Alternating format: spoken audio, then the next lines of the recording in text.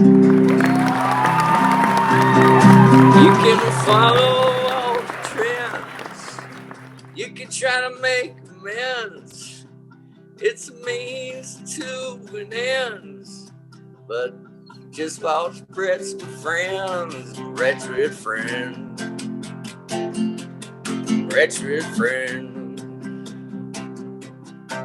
But you can try to make love with a friend. Are you not entertained? Cha cha cha. Admit, yes. Oh, hello. Hi. Let me turn my volume. Where's my volume? See it in gallery. There you go. There you are. Hi. Hi. See? Yes. Ronstadt Revival. Yeah, and it's Shannon Rae, R-A-E. Yeah, Shannon Rae. Yes. Do me a favor. Can you put your is that your position? Perfect. Yep. I don't want to cut off the top of your head. No, I was just kind of trying to get my volume up a little bit. Let's see. Can you hear me okay? Now I can. Perfect. Hey, well, let's just start off. Thanks for coming on Brutts with Friends. This is my weird little podcast that we do. You're the 53rd episode guest extravaganza. So wow. Welcome to the show, and thanks for being on my show. Thank you. Thanks for having me. And so I found out through this is our first time talking and meeting. Julie Push had basically said that what she is working with you, and that's how I know you on the show. I've known Julie for about, I want to say 5 years. She was fiddle player in my original country band called Shannon Rae and 100 Proof. And when I met her, I was just, we just connected immediately. And it's funny because, Shannon Rae and 100 Proof is on hiatus right now. It kind of is run its course for the time, never say never, might come back. But when I actually auditioned for the Linda Ronstadt tribute band I'm in right now, and Ronstadt Revival, as you can see. Ronstadt Revival. When I auditioned, the first thing I thought of was Julie. Yeah. And so, we're just starting out, and she's a busy musician. So we got together actually in September of 2019, and we had our first show in February 29th. And then 2 weeks later, there were our phone was ringing off the hook after February 29th. And we actually had another fiddle player in there. But she moved on to other things. And when that happened, I was like, Julie, ding. Oh, yeah. And we were pretty established, and the phone's been ringing off the hook since things reopened. And good. She joined the team, and we had our first 3 shows together this last weekend. And where are you guys playing at? She is my soul sister, man. We traveled up to Northern California. We played a community, a free concert in the park up in Fremont, California. Oh, I know Fremont. Yeah, it was about 2,000 people there. Wow. And that was that was her first show with us, and it was absolutely fantastic. And then we moved on from there to Friday. We played at the reopening of the Empress Theater in Vallejo. Okay. Are you a California girl? I am. Southern California, Orange County. OC, yeah. Baby. Well, born and raised in Long Beach, actually. How did you? So I want to go back because I don't know. Okay, we know you're in Ronstadt Revival. Yeah. You're working with very talented people. So let's get back to people that don't know you, like I don't know you. Yeah. And when have you always been musically inclined? When did you start getting the knack? Where'd you get the itch? I always, in elementary school, joined the choir and stuff like that. I never learned to play an instrument, which today I regret. We have 2 guitars here at home, but I'm thinking about asking my husband to teach me a few chords so that never say never. Right. And so I always wanted to sing, and always did sing as much as I could. Come from divorced parents. When my parents divorced, all I had was my record player. And and my mom's records. My sister had a lot of great records. She had like the Beatles and she bought, what else did she buy? The Beach Boys and the Eagles and Tom Petty. And she would not let me touch those albums though. And I would listen at her door, and then I would listen to my mom's records, which were like the South Pacific soundtrack. and then she had some Elvis, and then she had some, she had this 60s compilation album that I would listen to, and I would sing all day. And, you know, in the summertime, that's what I did. And so I would sing and sing and sing. And then when I became a teenager, but I'll tell you something. So the first album that I ever bought with my own money was Linda Ronstadt's Greatest Hits. I wore that thing out. You know, my sister's like, can you put another album on? You know, so I was like, give me some albums, you know, but I listened to that for probably 6 months solid, and that was it. That's the only thing I listened to. So that was great. And then when I became a teenager, I had aspirations of being a singer and also a model. And when I was about 16, my modeling career took off, and I modeled for about 25 years. And I tried really hard to be in bands at that point, but wait, hold on. Let's stop you right there. What's the deal with, okay, talk to us about some modeling. Can you give us a little insight into that world? Because we're going to be talking music all the time. I modeled, I did a lot of car shows in the beginning. And what year is this? It was in the late 80s. And I became Miss Long Beach. And that really my career really took off after that. But I did a lot of car shows because I had a boyfriend who was really into cars, and he took me to a lot of car shows, and they had bikini contests back in the day. And you know, they still have bikini contests, don't they? Not really. I guess it's not. You know why? Because people get too raunchy now. Before it was just like, look at me in my bikini, you know, it wasn't. Yeah, now they got the dental floss up the ass. And... It was classy then, you know, it was like, I mean, as classy as a bikini contest can get. I mean, those were the best classiest bikini contests ever. But you know, people were respectful. In like, you know, around 1990, people were very respectful. More innocent times. Everything changed in 90. There weren't phones. Yeah. The people weren't trying to, they were living it, not recording it. Yeah. And it was really fun. And I won quite a few bikini contests at the car shows. And I got really into the Volkswagen scene. Wow. Actually, the Volkswagen scene was really, really fun and had really great people. And there was a lot of really great shows. I won a lot of bikini contests there. I ended up on the cover of VW Trends. Nice. And then I actually, do you have that picture? Can we post it? I have it. I can get it to you. Yeah. Yeah. Send me an image. We'll put it up there. But also, here, I'll show you. So, VW Trends went out of business in 2004, and there's an editor named Dan Ledbetter, and he bought the assets for VW Trends. And VW Trends, I think, was the first magazine that I ever did, and I can send you a picture of that one. Okay, cool. But he bought the assets this last year in 2020, and asked me to be on the first cover of the reissue. Shut the front door. So, what? So it's been quite a great thing for. Oh my God, that's fucking awesome. It's pretty cool because my first cover, I believe, was in 1986, and.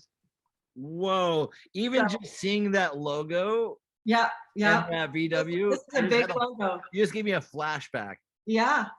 Holy shit. So now VW Trends is back, and it's a quarterly magazine and available for subscription for everybody. Go out there and get it, guys. I'm going to be at the Roadster Show promoting VW Trends in January in Pomona, California. Are you going to be performing there as well? No, I'm not performing, but I'm going to be autographing issues. And that's awesome. Yeah, I love these guys. Dan Ledbetter, Paul Morton. They're all doing a great job with this magazine. It's quarterly, but it's really thick and has a lot of content in it. It feels like a real magazine. Yes. Oh, it's great. And there's even like a little interview with me in here, you know. So. And when did this come out? It just came out about 2 months ago. Nice. That's a collector's item. Yeah, this is actually the collector's edition. This one, they sold a limited amount of these, I think 500, and then the other one has a different cover. The issue that's for sale that's everywhere has a different cover on it with me, but it's different. Okay. Wow, congratulations. That's gotta feel really good. It feels full circle because all those VW people were always so kind to me. Like at the shows, they were just so wonderful to me, and I felt like a queen when I was there because they were all so complimentary and nice, and it really was a big part of my life. And then after, you know, like when I got with a good agency in Los Angeles and I started modeling like crazy, and I became a model for Fredericks of Hollywood. Do you remember Fredericks of Hollywood? Yeah. I was their top seller for 5 years. Wow. And then I also, so I did a stint of trade shows in Vegas called the SEMA show, which is it's an automotive trade show. It's called the Specialty Equipment Manufacturers Association. And I got a job with a wire wheel company called McLean Wheels. And I did this poster that was so popular, and I can also send you a picture of that. So you can post it right here. And post it right now. We'll put it on right now. Yes. We'll put it onto this conversation. And it was very different because it was a profile picture of me with this white satiny dress, driving a car, and there's no car. There's just the wire wheels. And back then they didn't have Photoshop. They had these two computers, one on the East and one on the West Coast, that would take out everything, and it were very, very pricey. So when I was shooting the picture, I was sitting on a milk crate. My feet were on phone books, and the guy was, first they had a fan blowing my hair, but it made my hair just completely blow back. So they were like, okay, let's do a blow dryer. So there was a guy in front of me with a blow dryer. I wish they had those behind the scenes photos because they would be fantastic. So, yeah, but I went to that trade show every year, and I signed 2,500 posters a day at that trade show for 4 days. And we continued to have that for a couple of years. And then we did 2 other posters, and it really was a fun time. So would you say that you've got a pretty big fan base out there? I do. I mean, a lot of people, you know, since I didn't really do a lot of MySpace, but you know, when Facebook came along, a lot of people found me on there and follow me for, you know, the modeling photos and music and all that kind of stuff. So it's pretty fun. And another thing I did was at the SEMA show, I met a gentleman named John Diana who worked for Peterson Publishing, which puts out Hot Rod Magazine and Carcraft Magazine and Sport Truck and Four Wheel Drive Magazine. And I ended up becoming Miss Hot Rod Magazine and had a poster for Hot Rod, Sport Truck, and Four Wheel Magazine, and did 25 weekends a year out there at all the car shows, signing the posters. 25 weekends a year for 3 years. So you were on the circuit. You were the circuit. Yeah. Like it's so funny because I never had a car thing growing up, but meeting that boyfriend and getting into the car thing really gave me a career. Have you ever had a VW? Yes, I had a 68 with low back seats back in the day, but the axle broke and I ended up having to trade it in for a Toyota Tercel because it was all I could swing at the time. But let me tell you, when I went into that, because my mechanic said, hey, you have a cracked axle and you're gonna crash in that thing and it's not gonna be good. He goes, you need to go trade it in immediately. So I did, and I go to this Toyota dealership off of the 22 in Huntington Beach, and I walked in there and I said, hey, I need to trade this in. And he goes, so then I picked out my car and went and we sat down to make a deal. And he goes, wait a minute, like that. And I was like, uh-oh, what? And he goes, just a second. And I was like, oh God, what is he doing?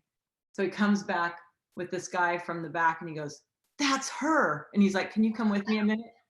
And so we walked back, and we walked back to this guy's van, and I'm going, where am I going? And he opens his van, and my poster from the SEMA show was inside. Signed. That's awesome. It was signed in his van, and needless to say, I got a fantastic deal on my Toyota Tercel. So it's all about the perks. And I was so excited to have air conditioning. Yeah, I love VWs. I've had a couple VW buses in my time. That's what I would love to have now. Both my daughter and my husband surf, and I think it would be really fun to have a bus. It would be so. What I had a pop top. I had a 71 pop top that I lived in Tahoe when I had it, and I'd drive and just I lived there, but so I'd park it on the side of the lake, and I'd just pop the top and take a nap. Awesome. It was like back in 1992 or something like that. But the VW buses, I had a green one, which was like a 69 or something like that. Anyways, they got towed away when I left. And anyways, it sucks because you can't find those. A bus is very expensive, and actually, I saw a shitty one in Oregon parked on somebody's lawn that looked like hell. Yeah. And I tried getting a hold of them, and they're all, no, we're not selling it. What is it doing? It's like they don't want to sell. As a matter of fact, I met my husband at the SEMA show, and we just got a new, not a new, but we bought a 68 Dodge Charger RT 440 Magnum. And we also have a 68 Dodge That Dart. was my first car. Oh, a Charger? Yeah. Or was it a Dodge Dart? We have a 68 Dodge Dart as well. So holy shit. It's like, almost like a big we're becoming a car show here at our house. Yeah. Well, I love it. I'm not much of a gearhead, but I do like a nostalgia. But like I think it was a Charger. No, it was a Dodge Dart. Isn't it kind of a big car, right? Yeah, it's big. Ours is black, and it's got a fantastic paint job, and it's beautiful. I got it, and my parents got it for me when I was in high school, but it was too big of a vehicle for me. It was too much power. It is big. Actually, our Dart is a 10-second car. It's a race car, has a roll bar in it and everything. Yeah, so I sold it because I couldn't handle it. Yeah. And I got a Le Car. Oh, I love Le Car. Really? Nobody knows about those Le Cars. Those Le Cars are awesome. They drove like forever. Yeah. So it was completely the opposite direction than the Dodge Dart. How funny. Yeah, I told him, I said, we don't need any more. We don't need any more cars. We have enough cars now. And are you married to the guy that you got into that kind of got you into cars? No. Okay, I was gonna say that. We met at SEMA, at the SEMA show in Vegas when I was signing those posters.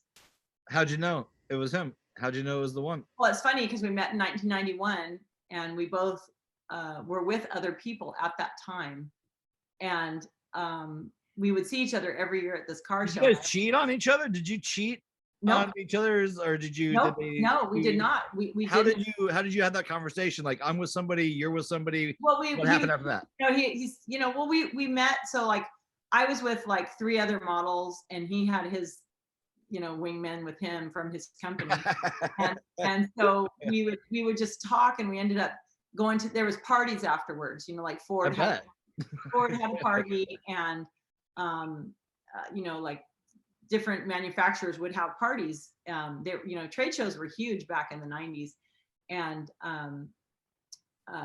like thousands and thousands of people would show up, and they'd have these big elaborate parties, and I would just run into him and his company, and I would be with my girlfriends that were working other booths and stuff, and we would just talk and get to know each other, over drinks, standing around at a party. And that's the best. I thought he was very handsome, but I was like, I'm with someone else. So what are you going to do? Actually, the first year I met him, I had just broken up with a guy who had cheated on me, and with a stripper. So I was there, and I was totally anti-man. And then, but I saw him, and I kind of double taked him because he was really cute. And then, what'd you notice first about him? Well, I love dark hair and blue eyes, and he's got dark hair and blue eyes. So I was like, wow, okay. And it was a little longer. It's probably like my length now, but anyway, he was really handsome, and he kind of double take me at the same time. And so anyway, I was just totally anti-man though, because he kind of reminded me, gave me the butterflies like the guy I just broke up with. So I was like, forget it. And then the next year when I saw him, I had already met someone else and was in a full-blown relationship by that point. And he had been starting to date a girl when we met, and he got in a full-blown relationship with him or with her, because we didn't live in the same city. He lived down here in Orange County, and I lived in Los Angeles. And so what year was this? 91.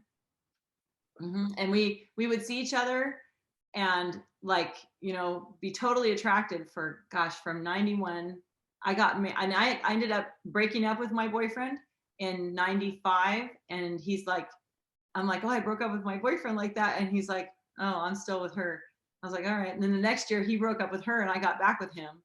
And then I was like, and I was like, but you know, he was always really respectful. He's a good Catholic boy. So Okay. he was always respectful and not, yeah, it wasn't like that. We just would see each other and have this chemistry. And then I got married in 99. He got married in 2001. And then in 2002, I went to the trade show and I saw him and I said, you know, he's like, how you doing? I'm like, oh, actually, I'm getting divorced. He goes, me too. Oh shit. And so then we had a date and we have been together ever since. And you know how your family goes, oh, you need to find yourself. I'm like, I found myself a long time ago. This is the dude. Wow. So you guys have interloped through time and space Yeah. so that Yeah. you can be together. Yeah. Waiting for that. And we've been together. We'll be married 17 years in Oh, December. congratulations. That's awesome. We have a great marriage and a beautiful 13-year-old daughter and What's the secret to a good marriage? music. Music and laughter, I would say. And tolerant, you know, and you know, compromise. You know, Explain like that part. I have my he's a drummer too, so he understands. Okay. So but What you had to compromise on? having more than one car, more than one car. And he has to compromise on me taking off to go do shows. You know, I was gone for 5 days last week and you know, but he would probably come with me if we didn't have our daughter, but I don't leave her with people for long periods of time. So Yeah. How old is your daughter now?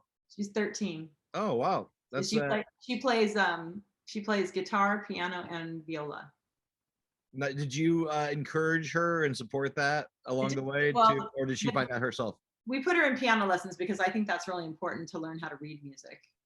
I wish my parents had done that for me, but she's really good. She enjoys it, and I think she's going to lean toward bass because. And I told her, I go, well, a singing, a cute singing bass player, you can't lose. You'll always have a job. Yeah, they need the bass. It's all about the bass. All about that bass, and you know, a bass player that can sing backups, you know, it's priceless. So. How do you do your vocal? Do you have like okay? I always kind of, it's kind of the Ron Burgundy thing, but how do you and this is for like people that might know or want to know about like getting their voice tuned up.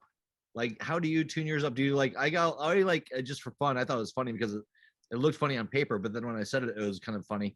But aluminum. I don't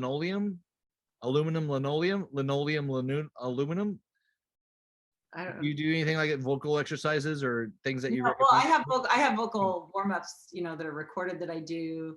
Back in the 90s, I trained with Ron Anderson, which was Seth Riggs' associate, and he's a big vocal coach, and he taught me a lot. And actually, Julie Push is a fantastic vocal coach as well. I worked with her a little bit and I learned quite a bit.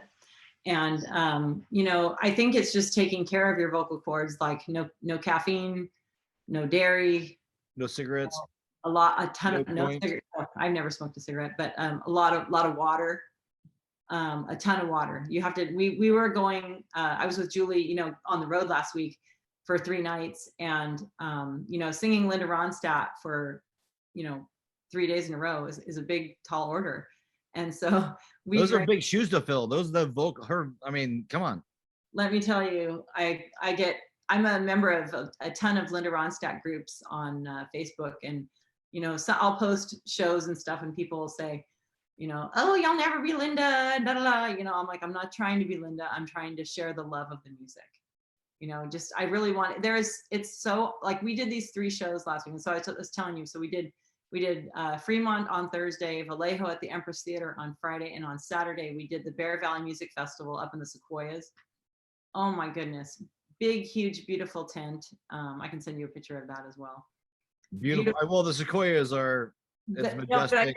I can send you a picture of the stage and the tent at the Bear Valley Music Festival. Did you guys shoot any video? Did you get any video Yes, shot? I have video where Can you send me the video and we'll put it in right now? well, it's on my way to me on the hard drive. So, and I'll have to get it downloaded. There's a boatload of material on there, so I can send you. If you could, Actually, I have a small clip of Blue Bayou that I can send you. Perfect. Just send me the MP4 or whatever, wave or whatever. But yes, I have an MP4. But beautiful, beautiful, big giant tent. They have orchestras there on other nights, so we had this huge stage, big, beautiful, sold out 450 person crowd, and a room full of people just singing the music back because they love Linda Ronstadt so much, and dancing and singing, and just it's so, the thing for me that I love about singing Linda Ronstadt is I watch people out there, just, it gives me goosebumps thinking about it, because I watch people reliving their youth. They're just reliving their youth and enjoying, you know, like this one lady came up to me afterwards at the Empress Theater and said, you know, I closed my eyes and I was at a Linda Ronstadt, I closed my eyes and I was listening to a Linda Ronstadt concert with a 20-inch waist again. I was like, oh, that is so sweet. That is so good. Just love that. And so I got so many stories like that. People telling me that they saw Linda live, and one guy told me that he saw Linda with the Stone Ponies back in the 60s. I'm like, I always loved the one Linda Ronstadt thing that, and I could be completely wrong, I might be wrong, but didn't she do a song with Peter Gabriel? Aaron Neville. Okay, Aaron Neville. Okay, that was the one. That was one. Yeah, it's called Don't Know Much, and we actually do that. My bass player sings, and my pedal steel player actually puts the bass on, plays bass, and then my bass player sings it with me. How did you collect I know we talked about Julie, but because bands come and go and stuff like that, how did you form your band? Well, I actually, you know, Shannon Rae and 100 Proof, my original band, was kind of like, you know, like you said, bands run their course, you know, and we did a 5-year run with my original band, 3 albums, and you can go to shannonrae.com and check those out. We did that, and it we had a manager steal from us, and so it kind of. Why do managers do that? What's the fucking deal with that? Because you remember that big story about Billy Joel's manager took him forever. I did hear that. We were talking about that on the drive up there. I can't believe that. That's crazy. Dude. Anyway, like, he really screwed him big. Well, he did that. This manager did that to us, and I was, you know, it really kind of put a damper on the whole band, and everyone kind of over him, and so I was kind of like in the, you know, like me, you know, like kind of sad about that. In the funk. And then I got a phone call from I also sing backups in a Pat Benatar band, and I've been doing I've been doing backups in a Pat Benatar band for about 15 years because it pays really good money, and I love those soaring high notes because Pat Benatar does all of her own backups on every album.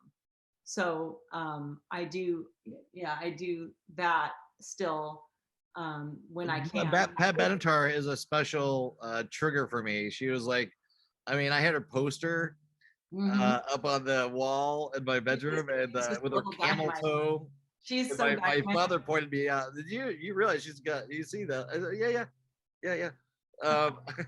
But I was able to shoot her at the House of Blues. We ran up to I was shooting for X Music, which was a show that I would shoot interviews with, and we way back with an ex-friend, but for X Music, I don't even know if there's any video out there, but I never got. Anyways, we were able to get basically right up to the stage with the camera. But that was a good thing and a bad thing, because everybody that was there were really diehard Pat Benatar fans. Obviously, they're like you know, ride or die. And so we had our big camera equipment, and we got in there, and people got angry. People got, what the fuck? You just gonna? And I see the look of, and I get to see the fans' faces, really, the diehard fans. Yeah, and they're a passionate group. Yeah, they're passionate. Music is. Well, that's the people who come to our Pat Benatar shows. We're called Best Shot, the Benatar Experience, and you can go to bestshotbenatartribute.com and find shows. We got a lot of great shows coming up. Have you ever met her? No. No. But she's got a couple shows coming up in the area, and I might come. She's playing at the Grove of Anaheim coming up, and also Has she still got the pipes? she tunes down a little bit, but she still sounds fantastic. She's still got that gravel that she's got.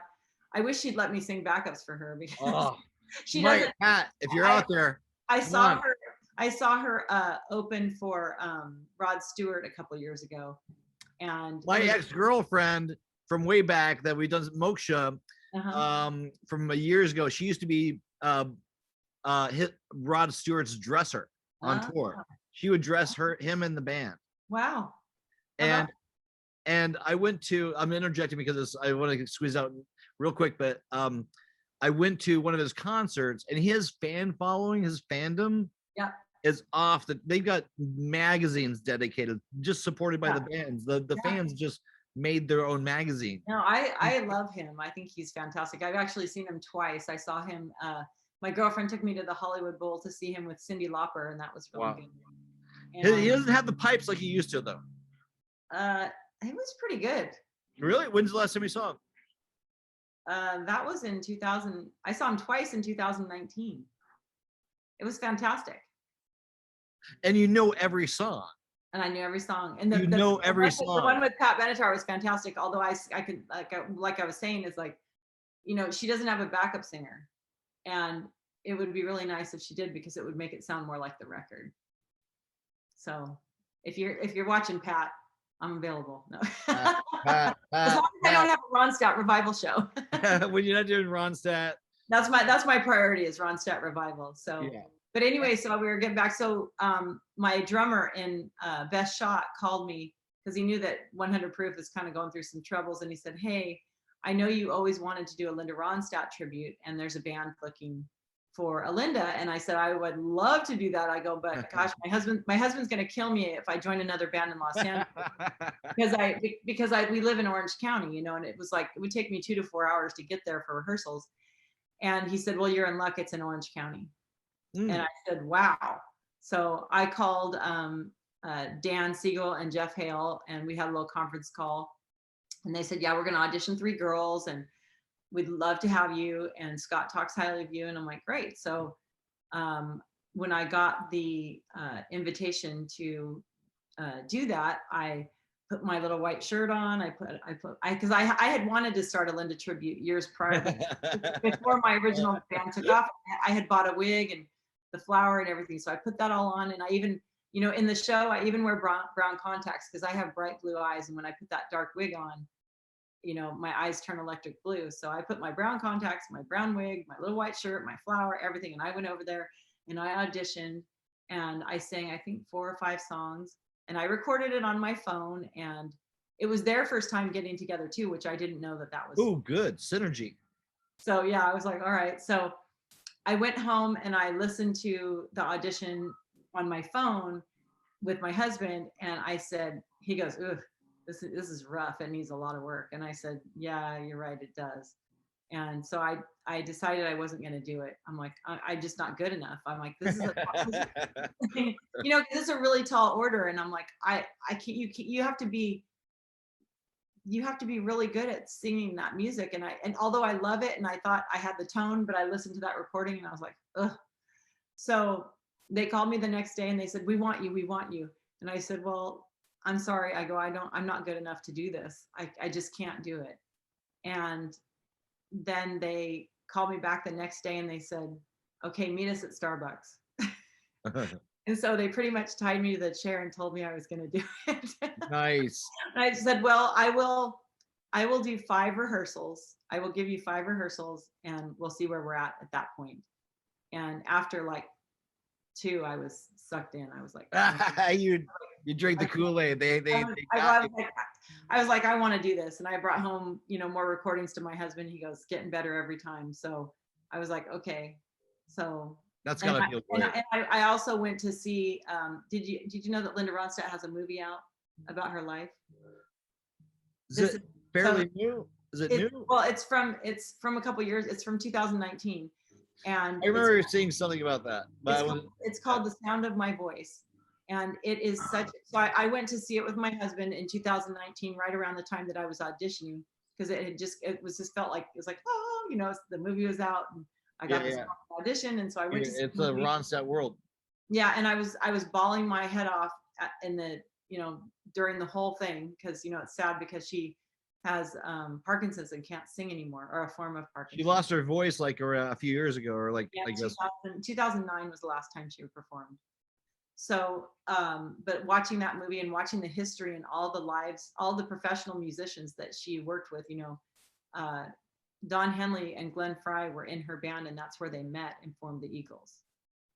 So, and then she's friends with Jackson Browne and Dolly Parton, Emmylou Harris, Bonnie Raitt, you know, like there's so many people in the movie. If you have not seen the movie, you should go see it. And I would recommend buying it because you're going to want to watch it more than once. Even what's if the you're name of not, that movie again?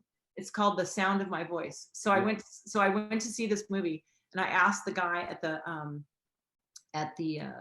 snack bar, I said, where's the poster, because I want to take a picture of it to tell people to watch this movie. I went to steal it. And he came back. He goes, well, I don't know. Let me go see. And he came back with the poster. Oh shit! And nice. And we designed our logo, this logo, after that logo. Nice, good. Same font. So yeah, I had to have somebody design it. It was, but it's awesome. So anyway, so I felt like I have been in Ronstadt heaven ever since September of 2019. So we're coming up on our 2-year anniversary. Although, you know, it's great because we had a year. We did, when the pandemic happened, we got together like on Zoom and still kept in touch like a happy little family. And then when we all felt safe enough, we got together in our bass player Jeff's backyard and separated, you know, and people loved it because they weren't hearing live music. So all of his neighbors got this concert every weekend. Nice. So so anyway, we have a fantastic band. We're a full 7-piece band, including myself. So we have Jeff on bass and Dan on guitar. Those are the two that started it. And then Mark on drums and Rich on keys. And then we were so fortunate to find Kevin Ryan, who plays pedal steel and really does a great job on it. And now we have the fantastic Julie Push on fiddle, acoustic guitar, tambourine, and backups. Ooh. She is, yeah, a quadruple threat. Well, if you ever want to do a music video, let me know. I'm a filmmaker too. Fantastic. Fantastic. I love a good music video. I like to do a fun music video. Yeah. Yeah. Without a budget, we can do it. I have equipment. Yeah. That's and okay, it's a little off topic, but do you guys ever, because you're in there, every once in a while just jam one of your own songs in there? No. But how about when you rehearse or anything? Do you guys go deviate outside of that? We do a couple songs in our set so that I can change clothes in the middle. And so recently, Rich has been doing "Take It Easy," the Jackson Browne version it has fiddle, and that's really a cool version. And then Jeff sings "Running on Empty," and they do a fantastic job. Oh, so I'm backstage, you know, and I can hear them in my ears. And I'm such a proud mama bear going, oh my God, listen to my band. Sounds like Velvet. Oh, they're just amazing. And then I think we're going to throw Julie a song to do as well. So she does vocals too? She can sing opera. Oh, wow. Yeah. Wow. She was saying that I was just talking to her earlier. She said, she goes, yeah, you and I need to do, she goes, in a couple months, once we have more shows under our belt, we should do an interview with you together. So I'd love to say hi. I haven't seen her in years. I met her just at a party in Venice, off of where I used to live, off of Dudley. Do you still live here? I'm in LA right now, but my permanent residence is in Oregon right now. Okay. But I've been over here doing work and selling paintings and doing these little Just tell me, you do fantastic paintings. Thanks. Yeah. I paint for a living. That's how I make my money. That's awesome. And I've been painting like a freak lately, and right now the sun, it's been so hot around here. Yeah. And I've been in various locations, house watching and kind of nomadic but I'm, you know, paying rent here and there, but traveling. But the sun has been so good for oil painting, because it really dries it, and and I have spots to dry big, large wow. oil paintings right now. Well, So we have a show in Long Beach this weekend if you want to come. oh yeah, We're where's it? playing- Where's that in we're Long playing Beach? on- We're playing on Saturday at Gaslamp. It's like off of PCH and like near 2nd Street. Oh well, I'm over here near Exposition and I mean, it's a drive, but if you it's a want to drive. Where are you guys playing at after that? nowhere near. Here. No, not until October. We're playing in San Pedro.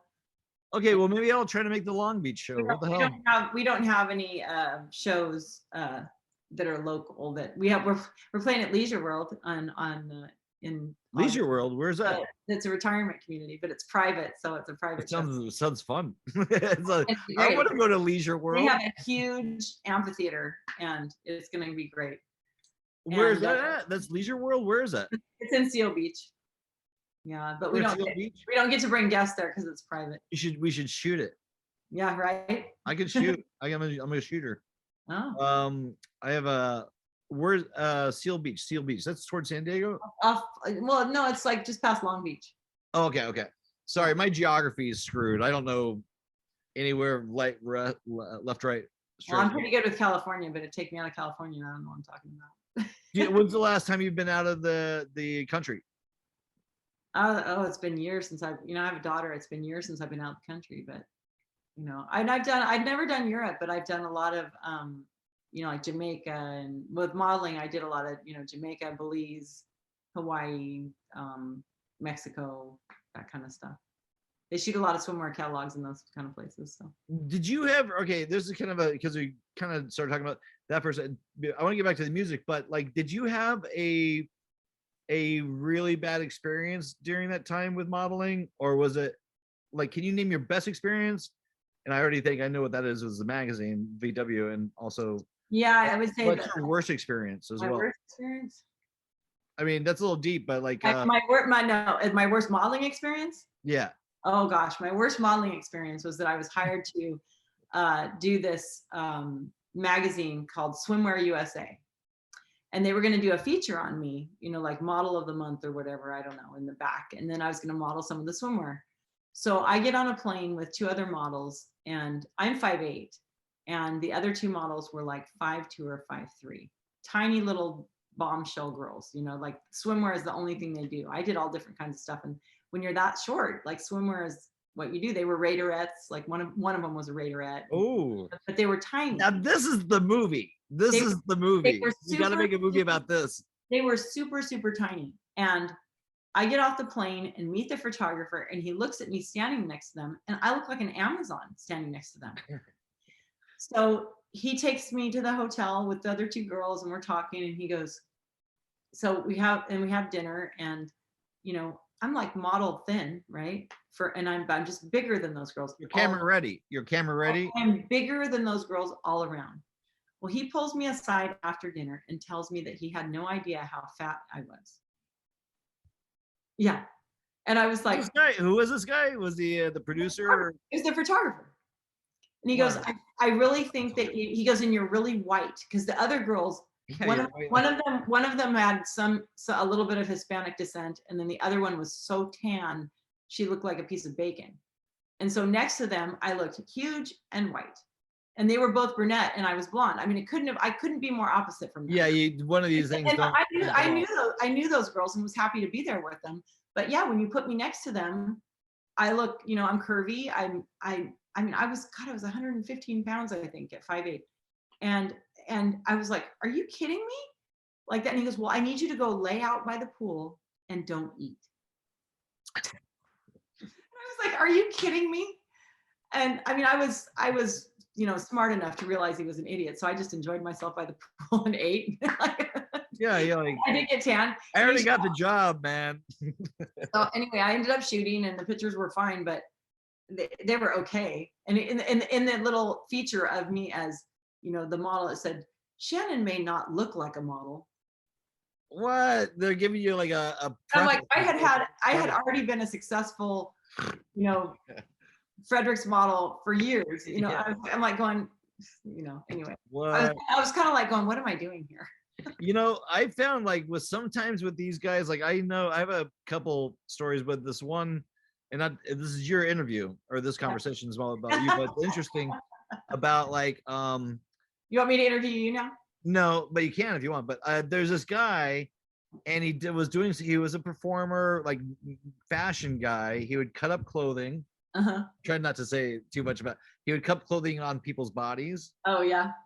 And he got really big and famous for doing this. You know, he's really talented, super. You know, like it's ornate, it's crazy. It became a thing maybe 10 years ago, where people do live model shirt, you know, on site, you know, cutting up the stuff on them. Yeah. It was really cool and tying them in knots and weird patterns. And he was doing it to this one girl at a party in Venice at the Blue House, the Nike house on Venice. And he, you know, I said, she's gorgeous, man. She's gorgeous, you know. And he's all, you know, after he stepped away and was acting all nice to her, he goes, she's beat. She's beat. I was like, what are you talking about? He goes, the face is haggard. Her body's going to age badly. She's beat. Oh my gosh. And like he was like putting on the performance, but what he said behind her back, and she was a super sweet lady and hot, fucking hot. Yeah. And he just had to say, so I don't know where I was like, first of all, she's there's just those people. There's just dicks. I have another funny story. So when I was Miss Hot Rod magazine, I got hired to do all these Midwest dates, right? And I went to we went to Des Moines, Illinois. And whenever I would go to these shows, there would be a tent for me, you know, and it's at the car shows. They have the tent, the table, the pallet of posters, Sharpies, and rubber bands, right? So I go to my tent, and right when I get to my tent, the sky opens up, and it did not stop raining for probably 2 hours. I had to sit on top of my table because the water was like this thick or this deep. And it was higher than my pallet. So the posters were soaking up the water like a sponge. And then there was people leaning against trees, and the tree got struck by lightning. And I'm like, why are you? And there's a guy under my tent with me holding onto the metal pole. I'm like, let go. I'm from California. Let go of that metal pole. Connected to the top. The one thing you don't want to be touching in a rainstorm. Right. So anyway, I have probably a zillion stories like that. Have you ever thought about writing a book about all this stuff? Sometimes, yeah. It'd be a good mini series. You can see like a Netflix, like Sex in the City. Huh? Yeah. It's got a lot of moving there were a couple men, you know, sprinkled in there. Yeah, well, you gotta get the guys in there. Different fun men. So. That would be a fun. I could see that being like a mini series or something like that, like an ongoing. Although I don't know if I'd want to share all of my stupid decisions. Those are the best parts. Trust me, those are the best parts. Everything you don't want to say. I'm quite embarrassed on some of them. It's always the things you don't want to say that are the worst. You know, the worst things. Like sometimes when I do these podcasts. Sometimes when I do these podcasts, I fucking when we're getting started. And sometimes it takes us so long, and I cut out things to get to the bulk of the because I don't want to waste people's time. Yeah. But some of that stuff that happens, and I'm gonna try to do it more now with these other videos. But I have to cut them out. Yeah. But those are like some of the best parts. Like you guys have got like all these interviews. I got stuff that I couldn't show. Yeah. You know what I mean? Because it was just like, let's just get to it. And it's always those things. People want, I mean, I guess there's a humility to those things, and also people can relate to those things because nobody's perfect. Yeah. And they want to see that the flaws are there. Yeah. And the success. I have plenty of those moments. You should write them, man. That'd be fucking dope. Yeah. So so we got about 9 minutes here, maybe 5 if we put a music video in here. Okay. But like, what are you doing now? Like, where do you want to see it go after this COVID thing? Where do you see that? Where do you want to be in a year or 2 years from now? What's your projectile? Well, Ronstadt Revival is really, really taking off, and we have a lot of interest now. And it looks like we're going to be heading more toward the performing arts centers rather than like clubs, you know, which, you know, we're honing our show at clubs, and I totally appreciate that. But our audience is really like a sit-down audience that really wants to hear the music and sing along, and I am happy to do that with a big audience. You know, we had it really is more of a show for that kind of a venue, or you know, just it's more of a sit down show. So And although we played plenty of clubs and people danced the night away, but you know, it's pretty. But fun. you want the people in the seats. You want the more This people. isn't really, we're not really a you know, alcohol crowd that wants to, you know, I mean, we're a show. We're a show, and the musicianship is just, I'm blown away by the musicianship in my band, because I'm feeling very blessed after this last 3 shows that we played, because everybody just killed it. So it's like you're obviously a band, but it's almost a performance piece as well. Yes. Do you get in character, like do you still do the contacts and the wig? Oh yeah, I do. People like, it's so funny because we had sound check this last weekend, and you know, the sound guys are looking at me like, and I'm like, yeah, it's me, Linda Blonstadt. Yeah. And so does that help you get in character? What? Does that help you get in character? Oh yeah, it's fun to come out and be like, see, you know. So I go get ready, and you know, I've had a number of costumes made that to replicate what she wears, you know, like the off the shoulder white top.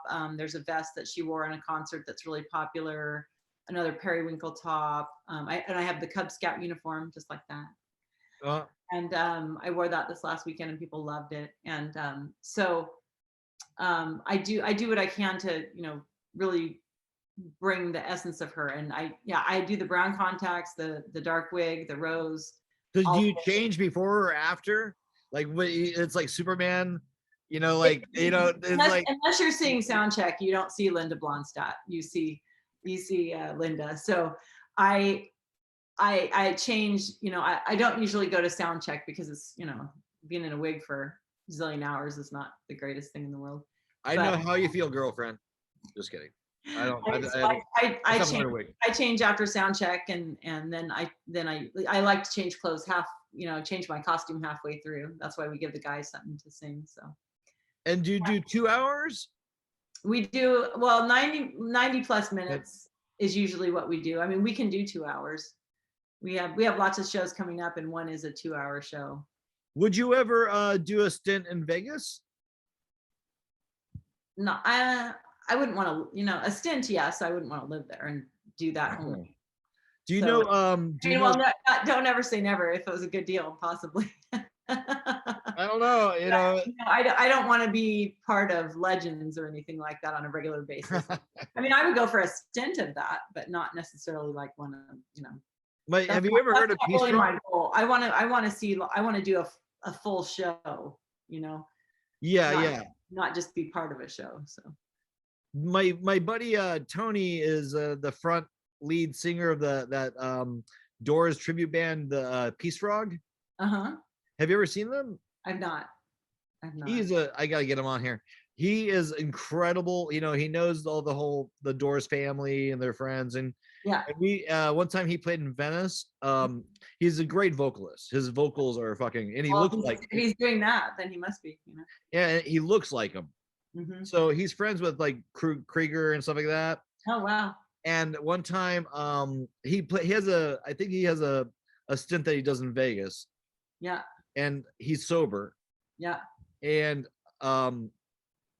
seemed to his, you know, when he, and I hope I'm not talking out of context, but when he went sober, his career went fucking through the roof.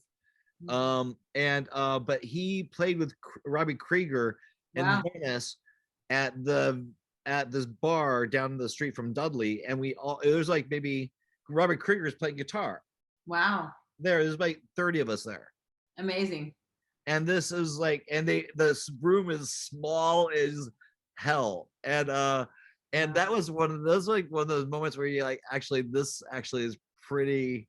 That is pretty cool. The vocals, the music, you know, it just was a moment in time. I'm never gonna see that again. That's pretty cool. But so there is a big, I guess the point is these songs with these people, these you know, tribute bands and stuff like that, they possess like a real audience a participation in some sort of way.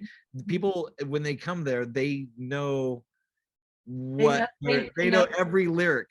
Yeah, they know the music and they really enjoy it. Like sometimes because the music is really low in the beginning of Blue Bayou, and sometimes I almost can't hear myself because they're singing so loud, all of them. Everyone knows the words, and it's when you have an original band, trying to get people to sing along is really hard.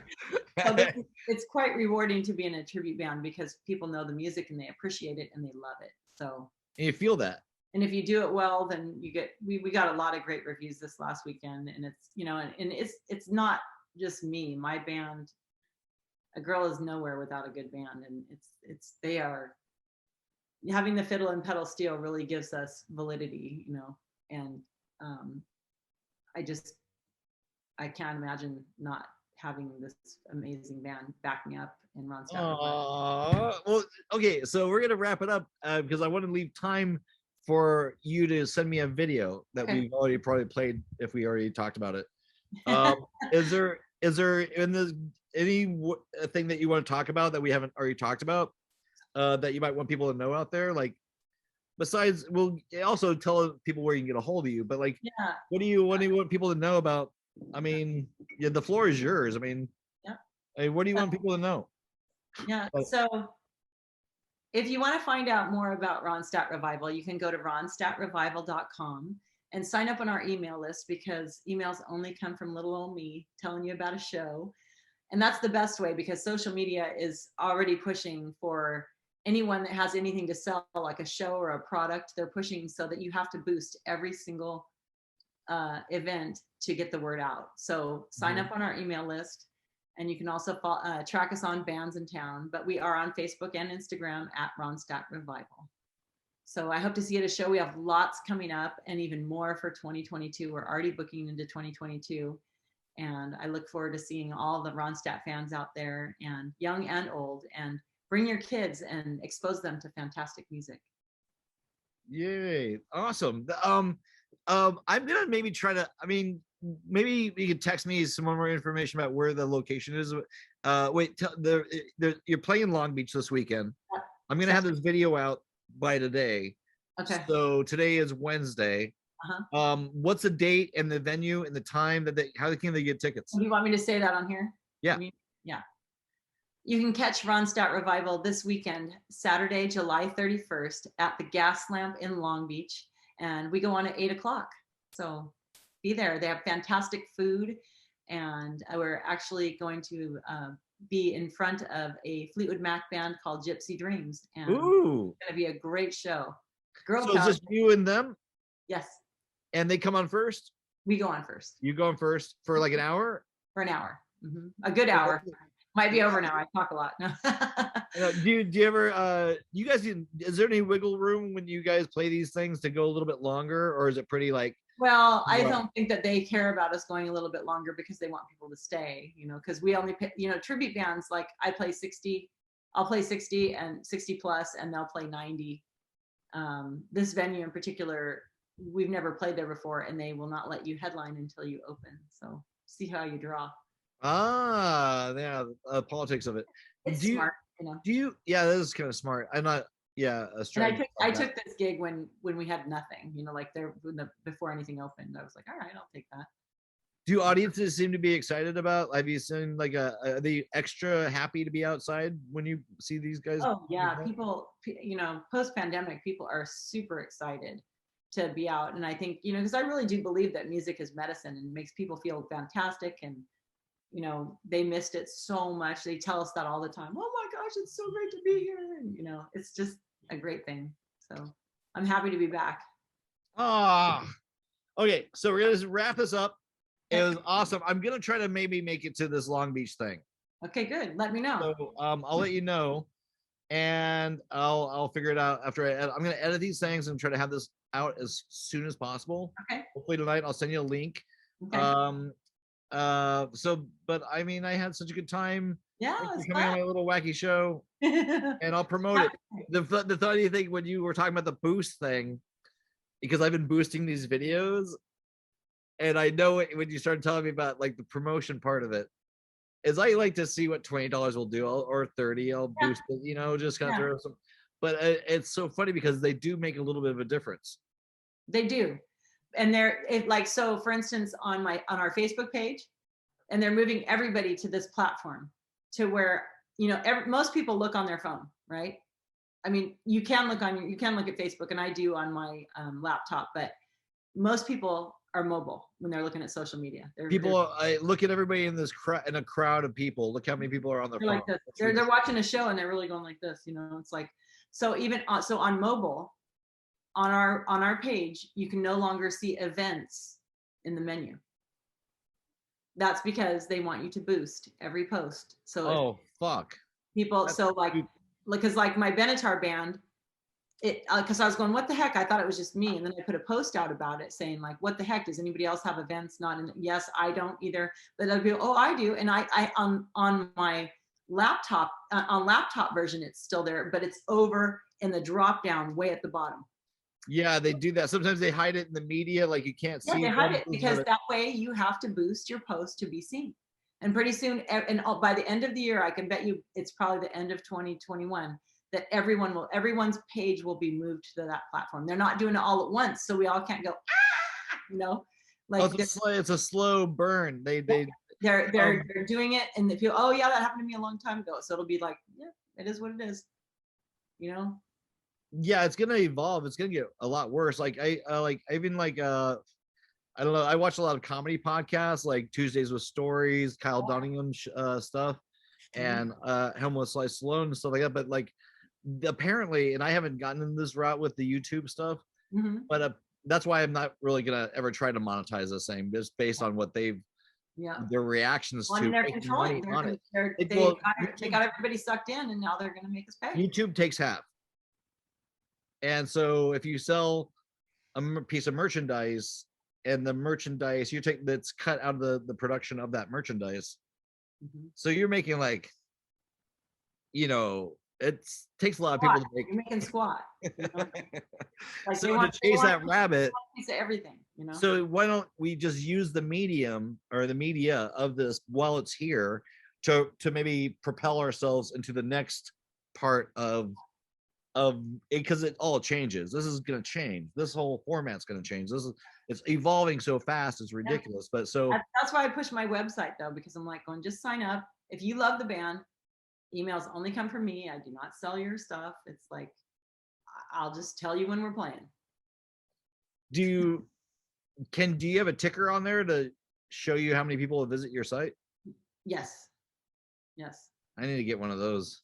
Yeah, I go through Bandzoogle, which I like because it's easy to edit. A lot of people do Wix, but Bandzoogle gives you reports and like all kinds of that's stuff. What I need. But do you use that? Do you use that information, or is it just more of an? I love to send a screenshot of all of the traffic to agents and venues to show them that my marketing is working. So bingo, that's the whole point right there. That's the. Yeah. Here, I'll show you the. Oh dang! How many? See, you're technical. You're creative and yeah, I do all the social media for. Do you like it? Yes, but I do it for a best shot too, and that's what my husband's always going. You need to quit that Benatar band. Because I do it for that too. So they're it's like. What's your sign? Scorpio. Ah, do you believe in astrology and all that? Oh yeah. Okay. See, like look at the how it's like shows you the. Oh, those are the locations that people are listening to your music. This is Northern California where I just was. Oh. And then this is Southern California. Ah. So it's doing pretty well. That's awesome. See, it was high over our trip over the weekend, and then that's okay. I get that. So that can be fun. It is to be able to see it in a visual. And then it tells you like all of the locations of where people were, and then it tells you. So it tells you all that, and then it tells you also like what pages they visited. Does it give you their home address and phone number? When they put their the cool thing about it is that when they put their address in and you want to send an email out, you can send it to that area. Like it'll tell you who lives in that area and you send it just to them. So can you also do that with the promotion though? Because that you could target your audience. Well, I target my audience on Facebook and stuff, but see, like it'll tell me like how many people, like 475 people visited my homepage, 700 something visited my about page. Tells you how many people visited each page and stuff. Okay, so I'm gonna have to start doing that, I guess. Yeah, this is Bandzoogle, which is it's like that. That's the name of the company, is Bandzoogle. Okay. And so yeah, it's like it's pretty good, and it's like I think the basic is like $20 a month, but you get so much from it. It sounds like it's definitely worth the I have friends using Wix, and it's like you really like they have templates and everything where you can create your Wix page. Sucks. I've had Wix for like years now. I looked over it because my friend goes, "Oh, Wix is so great," and I'm like, I looked at changing over to that, and my one friend's having so many problems with Wix, and I'm like, "Oh, forget it." I just like I've had a presence on the internet since the internet began, like with my films and so that before YouTube and all this shit. And I don't even know if I've ever sold a painting off that. And people, it's okay. I mean, but that was the whole goal, was to get people to the website. Yeah. Because then they could see the movies, they could see and you can redirect it to Bandzoogle, so that just goes from wherever you're at to there. And maybe I'll look for it. I'm looking for something new, but I also am so lazy about keeping it up to date. It's pretty easy. The cool thing about it, it's very easy to update. Like it's very easy to go. I have a blog going, and it's easy to add to the blog and all that kind of stuff. So it's fun. Do you do Instagram? I do Instagram. Yeah, I do at Shannon Rae Official, and then I have at Ronstadt Revival. Yeah, because there's so many different ways to get content out there. Mm-hmm. Do you think the cream rises to the top, or is it just like everyone's? It's hard to get people to follow you on Instagram. It's really hard. It's really hard to get, unless like, I mean, we've had, when we have shows like we did this weekend, we gain a boost of followers, and stuff like that. But yeah, because it's interesting with this show, I can I'll boost this episode as well. But like it's such a funny, nebulous place as an environment to be in, because I have no clue who's watching this show. Yeah. And I don't people don't comment. I mean, I feel like nobody really comments. Occasionally they do, but I don't have a really huge following. But I like keeping it. I like sort of like it like that because there's only like people will circulate in a small thing. I'm promoting it, casually, not putting hundreds of dollars into promoting it, or even. But like it's just a funny world, because I feel like these things, if they're seen or not seen, I mean, anywhere from 30 people to 180 is usually, my most popular one was with Rip Kronk. And I boosted that, and because he's a local artist in Venice and he's an icon in Venice. I boosted that. I got 180 up to that, but like, it's almost fun to have it personal, and raw. Yeah. It's also like a time capsule. So if people are watching it now, they're gonna watch it later and go, "Oh shit, there's all these episodes of this guy doing this strange little show, smoking weed and drinking beer, and not really giving too much of a shit about anything except just about creativity and what it's like to do what you do." It's really free form. When Facebook first started, I remember going, because I wasn't really at that point. I wasn't in a band at that point, I don't think, and I think it was when my daughter was young, and I was like, I only wanted to have like whenever it got to 100 friends, I got rid of people. I was like, I'm only gonna have 100.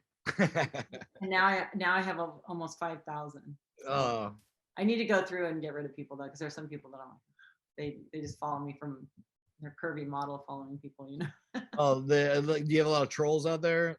Yeah, so, but that's all right. They're just doing what they're doing. So. Yeah, it's funny because I get a lot of VW. Since VW Trends came out, I get a lot of VW people following me now. Yeah, well, there's a nostalgia to that. It's like that 70s. There's a group. That 70s, 80s, 90s. There's a group. Actually, the picture is funny. there's a group called Custom VWs of the 80s and 90s.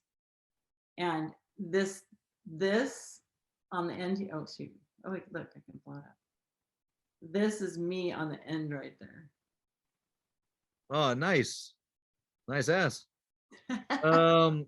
That's hilarious. That's So fucking great. it's called You're in the pops. It's called Custom VWs of the 80s, and a lot of people post really great VWs. Right.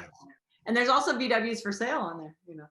Oh man, I would love to have a VW bus again. Oh my god, I would love. I'd love to have one too, but I think I'm just going to be stuck with Mopar now. So. I know, what's the deal? Everyone's got these VW buses in the middle of nowhere, rusted out and like just completely screwed, and they won't get rid of them. They're like, nope, I like that VW. My husband was at his friend's in North Carolina and Wake Forest, and there's a guy there that has like that his friend knows. He has like 25 hot rods, and he's like 80 something. Mm. And so where are those going to go when he's gone? You know, he just looks at them. He doesn't drive them around. He goes, I don't want to let him go yet. And because my husband was like, I'd love to buy one of these from you, you know. And yeah, it's hard. It's like I told him, like, we do not need another one. We don't need another one. I go, if another one's coming, we're getting somewhere to store them because I'm not doing this. I go, and then you're going to be the 80-year-old guy with 25 cars. Exactly. And then you're that guy. That's what you're, that's the one that he's like saying, he goes, then I can rent them out to movies and stuff like that. For the amount of rent it takes to store them. Right. Should we just take off, or is there anything else we should talk about? I feel like it's so casual with you right now. What are you gonna do? What are you gonna do? I gotta go take my daughter to piano. So. Oh, nice. Well, enjoy the rest of your day. Let's talk soon. Yeah. Thank you so much for being on the show. This has been so much information. I feel too much happy. I'll send you some pictures and video. Yeah, and congratulations on all your success. Thank you. I hope your shows just keep on getting bigger and bigger. Thank you. And I'm gonna try to come out and see you guys in Long Beach. I don't think that's a big. Oh, you know the one thing I want to show you? Oh yeah. On that VW Trends magazine. Yeah. I'm holding my first issue. Oh shit. See? Do you have a screen grab of that? I guess. Well, we just got. I have a picture of this I can send you. Yeah, send me an. Yeah, that's awesome. So it sounds like you're just ramping up. We're out of COVID almost, or something's going on. Maybe you're playing. Lots going on. I'm kind of scared at how busy I'm gonna get.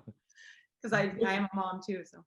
When you're on stage, do you feel like you're out of your body experience, or how does that feel? When I'm dressed as Linda Ronstadt, it feels very out of body. It feels very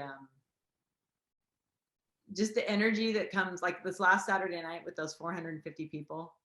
It was like it just is like, you know, it just was, you know, I looked over at Julie and I was like. It just is like, you know, because this was only like Saturday was our 6th show, and we are just on fire and cranking. Like our agent is just like, we're gonna go somewhere with this. So nice. Well, yeah. I can't wait. Okay. So I'll try. Okay, I'm gonna try to make it over to Long Beach on Saturday. I'm gonna try. Yeah. You guys try to make sure you see the Ronstadt revival. Yes. Do you sell that shirt online? We do. We sell this at ronstadtrevival.com on our store. We have women's shirts, and then we have men's shirts that are fantastic, and they're great because when you wash them, they feel like vintage tees.